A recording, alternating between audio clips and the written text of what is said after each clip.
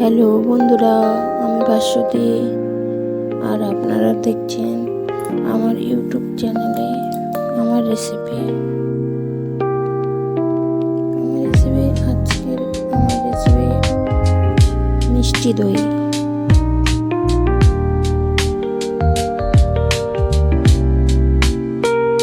আমার মিষ্টি দইটা যদি আপনাদের ভালো লাগে তাহলে বাড়িতে ট্রাই করবেন আর ভিডিওটা লাস্ট অবধি দেখবেন।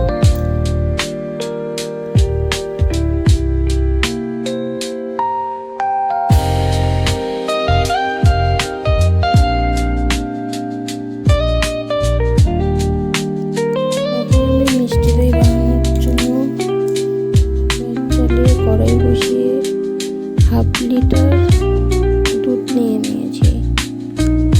আমুল দুধ আপনারা যে যেমন দুধ নিতে পারেন, আমুল দুধ নিতে পারেন, গরুর দুধ নিতে পারেন। আমি এখানে 1/2 লিটার আমুল দুধ নিয়েছি। দুধটাকে ভালো করে জাল করতে হবে। 1/2 লিটার দুধকে অর্ধেক বানিয়ে নিতে হবে। তারপরে এখানে গরুর দুধ মিক্সড করতে হবে। গরুর দুধ মিক্সড করে আরও কিছুক্ষণ জাল করতে হবে, ততক্ষণ দুধটা আস্তে হয়ে আসবে। আর এদিকে আমি অন্য একটা কড়াইয়ে চিনিটাকে পুরো জাল করে লাল করতে হবে। যতক্ষণ লাল হয়ে যায় ততক্ষণ চিনিটাকে ভাজতে হবে। গ্যাসের জালটা মিডিয়াম করে ভাজতে হবে। চিনিটা যখন লাল হয়ে যাবে তখন গ্যাসটাকে জালটা একদম কমিয়ে দিতে হবে।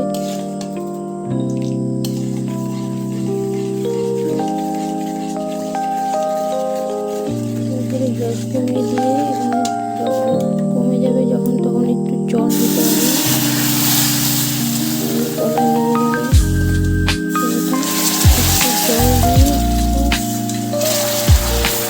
গ্যাসটাকে অফ করে দিতে হবে। অফ করে দিয়ে ঠান্ডা করে নিতে হবে।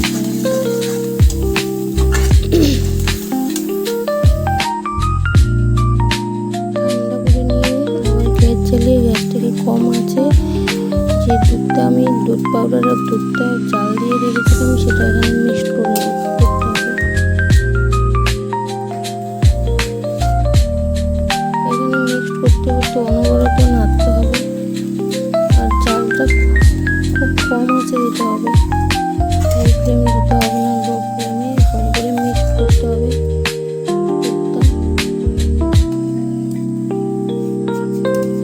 যতক্ষণ মিক্সড হচ্ছে ভালো করে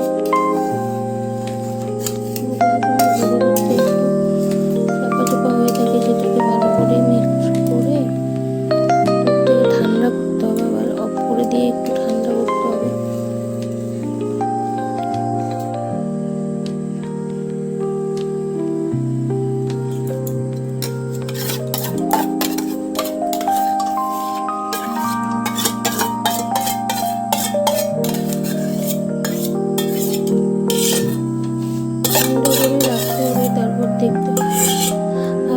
দেখতে হবে যাতে হাত সহ্য পায় এরকম গরম অবস্থায় এখানে মিক্স করতে হবে একটু টক দইটাকে আগে ভালো করে ফাটিয়ে নেবেন।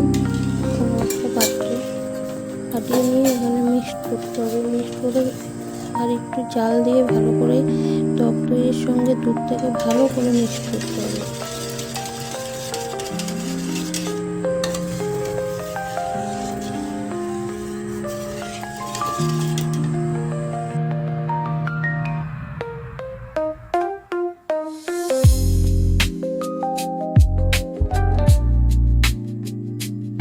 ভালো করে মিক্সড করে ঠান্ডা করার জন্য কিছুক্ষণ রাখতে হবে দুধটা।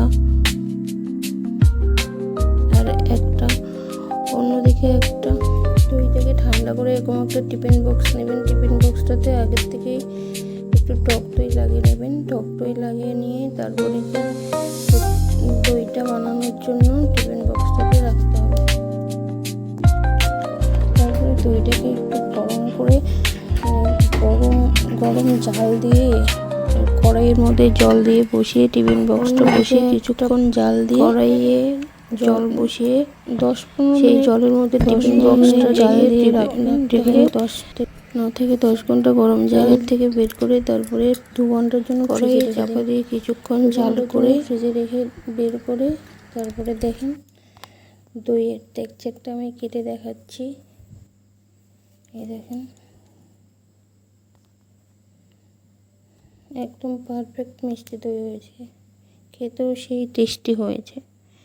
আপনারাও বাড়িতে ট্রাই করে